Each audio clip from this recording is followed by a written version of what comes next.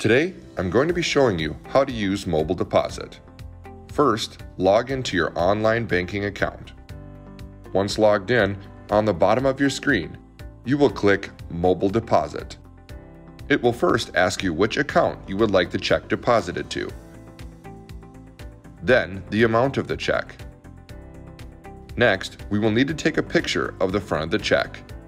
Simply line up the check in the picture and tap your screen to take a photo.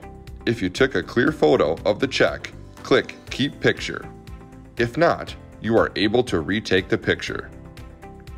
Now, we will repeat the process and take a picture of the back of the check by lining the check up and taking a photo. Be sure to sign your checks before attempting to make a deposit, and write via mobile deposit at the bottom of your signature. Click Keep Picture. Next, make sure the information is correct and hit Deposit. Please note, mobile deposits are only processed on business days only. If you deposit your check prior to 3 p.m. Central Standard Time, your funds will be deposited that day. If you deposit your check after 3 p.m. Central Standard Time, your funds will be deposited the next business day by 9 a.m. Deposited funds may not be made immediately available for withdrawal.